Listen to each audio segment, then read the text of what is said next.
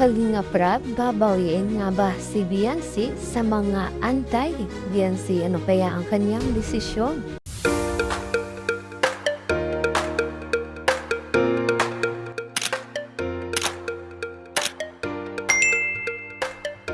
Isang mapagpalang araw po sa ating lahat. Magandang araw at gabi po dyan sa mga silent viewers at mga solid supporters. May galap shoutout po at kamusta po kayo? So naritong mga kalingap ang ating muling pag-uusapan katungkol nga po kung saan Kalingap Prab babawiin raw si Beyonce sa mga antay. So ano nga ba ang katotohanan dito mga kalingap? So yun nga po, lagi kang munang paalala sa inyo. Bago po tayo magbigay ng ating mga komento at opinyon, itapusin po muna natin ang kabuuan ng video nang sa ganoon na iakma po ang ating i-comment. So totoo nga ba mga kalingap na itong si Kalingap Prab ay gustong bawiin si Beyonce sa mga antay. So grabe nga po mga kalingap ang mga nangyayari ngayon, lalo na nga po dito kay Beyonce. Mga kalingap, siguro naman mading tayo ay aware at alam kung ano yung mga nangyayari kay Beyonce na kung saan mga kalingap ay ngayon nga po ay nagkakagulo na at hindi na nga po malaman kung saan side si Beyonce papanig. Kay Kapisot ba o dito kay Iking na kung saan ay mukhang nilalaglag na ni Mang Hing itong si Beyonce, no? Mga kalingap at sana sabi nga po magkanya-kanya na lang nga po sila. At ganito nga po itong si Mang Iking na ayaw nga pong may ibang lumalapit dito kay Beyonce. At ang gusto nga po ay siya lamang kung kaya sa mga nangyari dito sa Kalingap ay talagang walang nagawa mga Kalingap, no? Itong founder ng Kalingap at saka itong si Kalingap Prab na kung saan ay hindi nila mapilit kung sinang pipiliin ni Beyonce. Subalit ngayon ay talagang si Beyonce mga Kalingap ay hindi alam kung ano na kanyang gagawin ngayon dahil nagkakagulo na nga po ang bawat kanin dahil hindi maintindihan kung sino nga ba talaga ang kakampi ni Beyonce ngayon. At ang pagkapaalam natin, si Beyonce pumapanig dito kay Kapisot na kung saan ay ipinagtatanggol ni Beyonce. Dahil nga po sa hindi pagkakaintindihan, kanina nagsalita nga po patungkol dito na kung saan mga kalingap ay humihiling o ninanais ni Kalingap Prab na mag-solo na lang itong si Beyonce sa kanyang pag-vlog para nga po nang sa ganun ay walang issue, walang gulong nangyayari. Dahil ikakapahamak nga po talaga ito ni Beyonce. At alam mo nga po ni Kalingap Prab na itong si Kapisot mga kalingap ay isang traitor at adan subok na ni Kalingap Prab. Kung kaya natatakot si Kalingap Prab na posibleng mangyari nga po ito kay Beyonce. So ito nga po ang sinasabi ko noon pa man na kung saan ay posible talagang gagawin ito ni Kapisot nito kay Beyonce. Na kung saan mga kalingap ay gagamitin na itong si Beyonce para nga po sa news mga kalingap. At yun nga po, nag-aalala itong si Kalingap Prab dito kay Beyonce. At ang gusto nga po mga kalingap ay magsolo na lang siya sa kanyang vlog. Kahit wala pong kasama, walang kakulab, ay okay na naman po. At talagang marami naman pong sumasuporta dito kay Beyonce.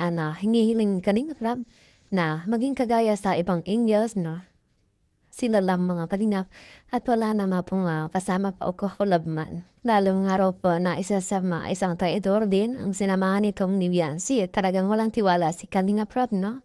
At kung talagang si Beyonce ay nasa Kalingap pa, hindi nga po mangyayari ito kay Beyonce ngayon na talagang mawawalan siya ng kakampi na huli at ang nga pong nasa kanyang paligid ay iiwan din siya mga kalingap. Ang sino nga po yung kanyang kinampihan, siya nga pong iiwan siya bandang huli. Hindi po siya magtiwala sa Kalingap. At ang sanay andyan nga po ang suporta, pagmamahal.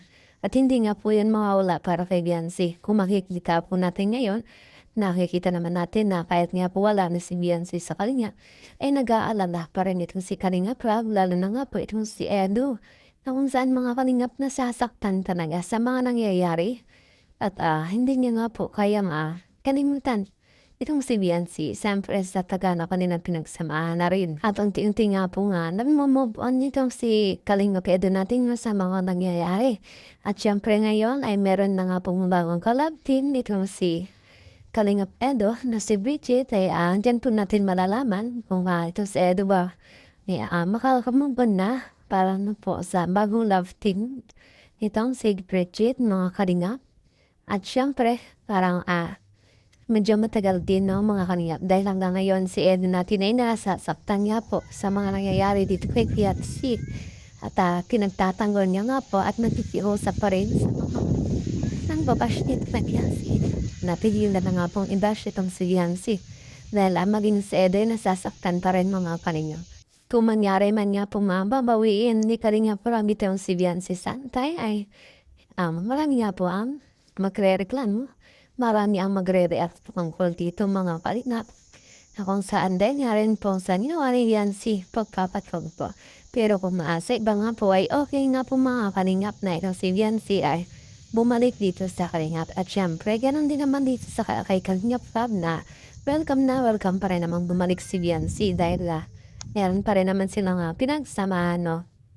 Subalit mga kalingap, ay hindi nga po, marami talaga ang nire-react dito, no? Kung sakali mang babawi ni Kalingap Rob itong si Yancy sa mga antay. Panigurado po talaga nga maraming magre-react dito at maraming magtatampo dito kay Kalingap Rob. At yun nga po, umpisa na naman ang mga issue, mga sabi-sabi na hindi nga po magaganda tungkol dito kay Yancy. Kung kaya siguro mga kalingap, patuloy lang na pinapayuhan ni Kalingap Rob, pinapaalalahanan itong si Yancy na doon niya pa sa pag-vlog ay magsulong na lamang para naman na sa ganun mga kalingap ay sa ikabubuti na rin ni Yancy.